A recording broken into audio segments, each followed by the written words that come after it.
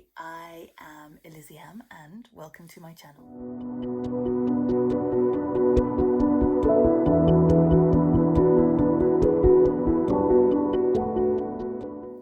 Now last week you saw a series of shorter videos from me, and in fact there were a lot more because I am currently in the throes of my 30 videos in 30 days challenge, and this is video number 7, so 23 to go.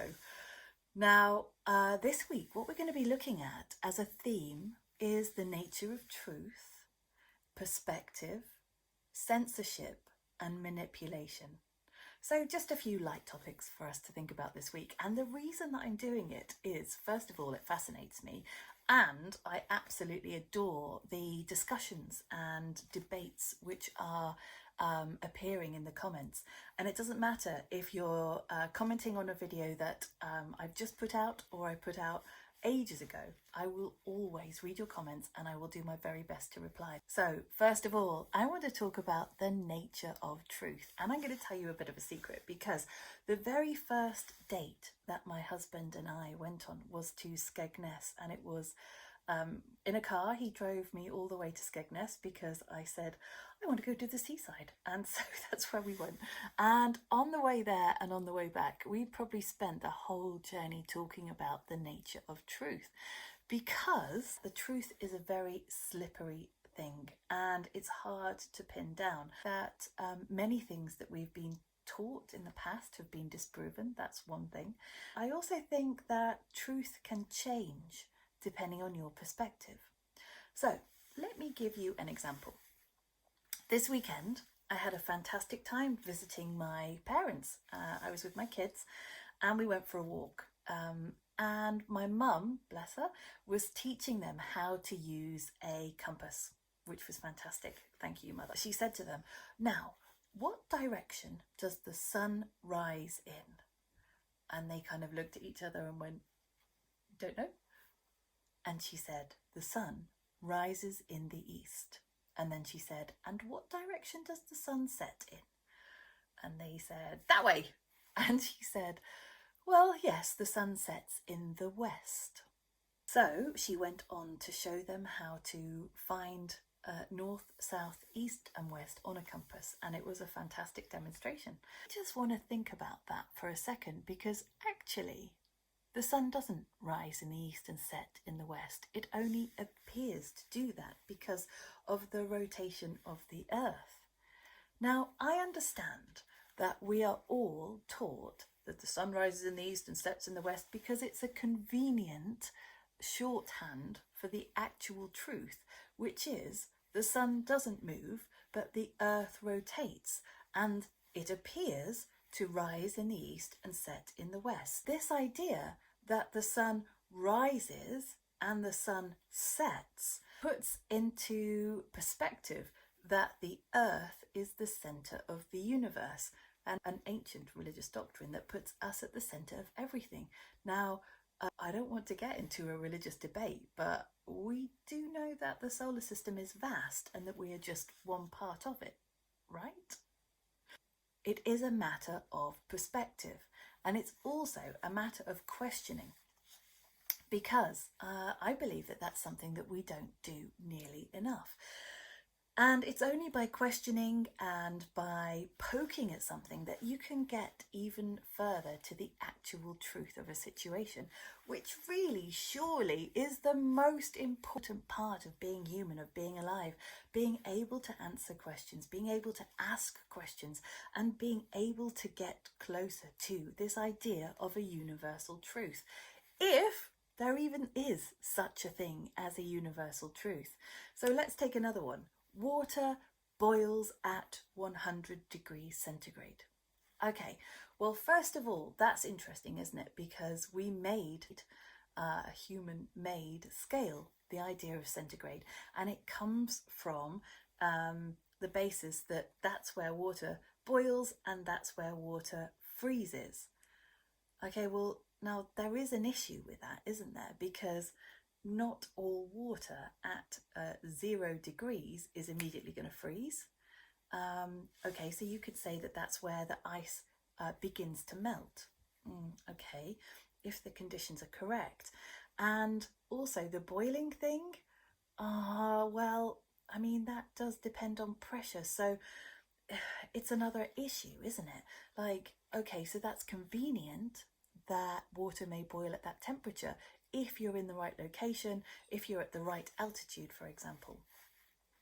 Okay, so it's convenient, and there are a lot of convenient truths which maybe we should spend some time questioning. That is my point of discussing today. Now, I have a belief, a personal belief, that we live in a vast and limitless universe. It is possible for many truths to exist at the same time. Now, we've seen this if you think about the phenomenon called the Mandala Effect. I don't know whether you've heard about this, but it's an idea which says that one person can remember the history in one way and another person can remember it in another way. I've had this when I've been discussing things that I remember from my childhood, and other people have had a completely different recollection of it, and that's okay. Why can't we both be right? I would like to think that we live in a world which multiple truths can exist at the same time. Now, there is a problem with that, obviously, because when you're talking about a judicial system, that is based on one truth being sought. If a crime has been committed and you need to get to the bottom of whose fault it was so that they can be punished, that's one occasion when a singular truth is a valid pursuit. But it's never that simple. There are always multiple factors which cloud a situation. I understand that people spend a long time debating their perspectives on political truths because that's something that can affect all of us. So if one person believes that one president, for example, is worthy of support and another one doesn't, and thinks that they are the absolute scum of the earth, then you're going to have a disparity. And this is one of the problems that I was talking about in last week's video when I was talking about polarizations.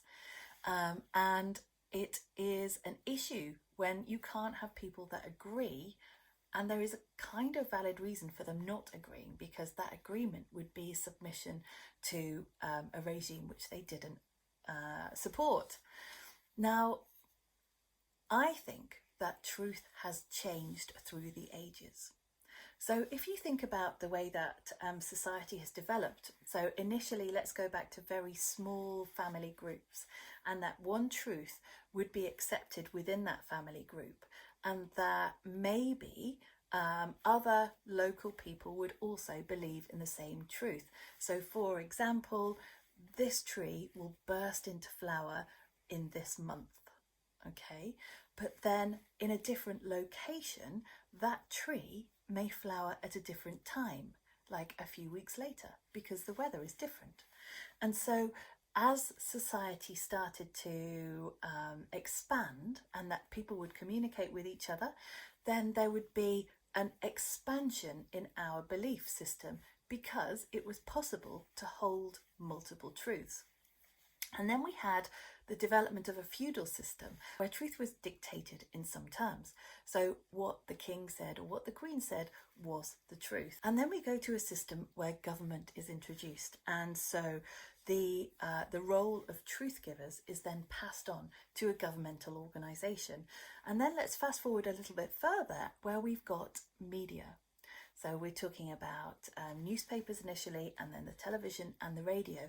And even though those streams extended to involve those 3 channels, the same narrative could still be shared across those channels, making it easier to believe in the idea of a singular truth.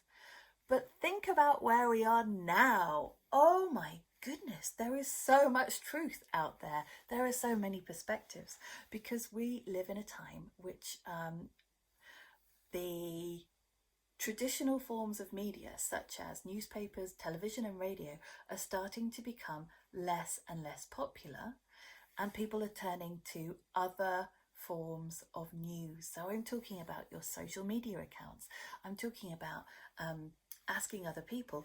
YouTube, wow, isn't it a fantastic medium? The result of that is that everyday people, just like me, have a forum in which to discuss their truths, which is what I'm doing right now.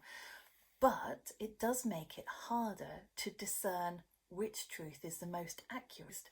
Is the most accurate truth the most popular one?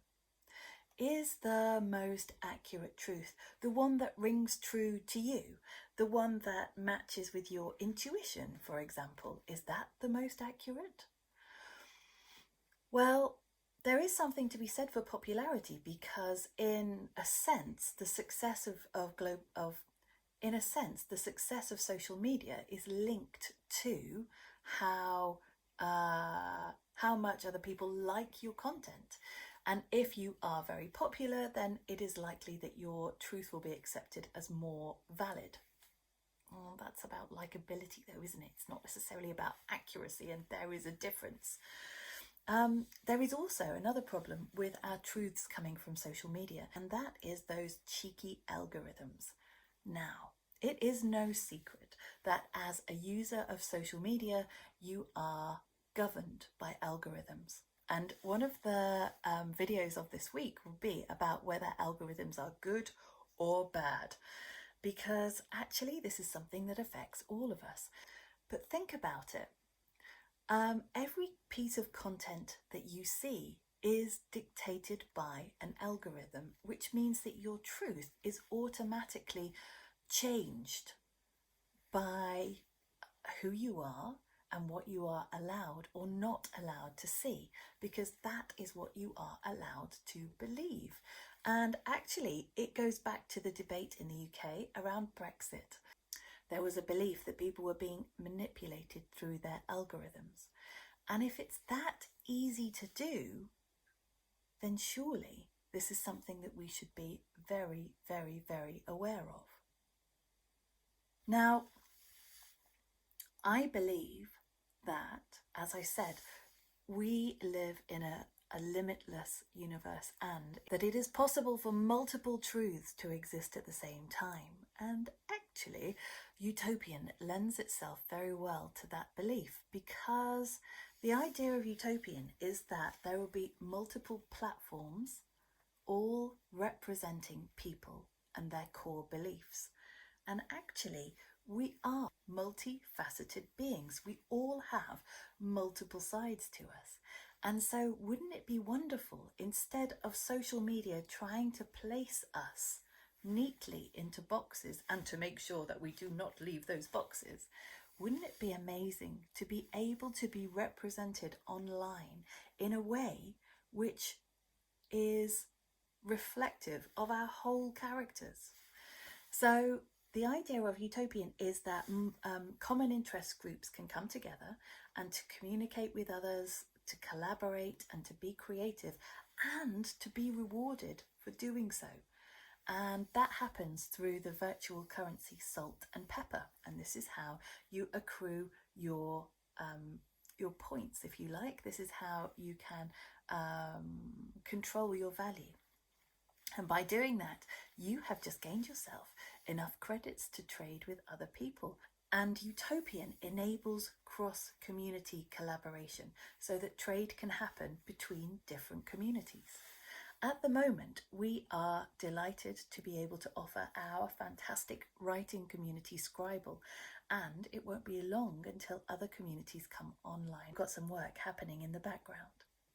Now, I am feeling lucky that your algorithms allowed you to view me today. So there is just enough time for me to ask you to like, subscribe, and to put that bell notification on so that you never miss an episode.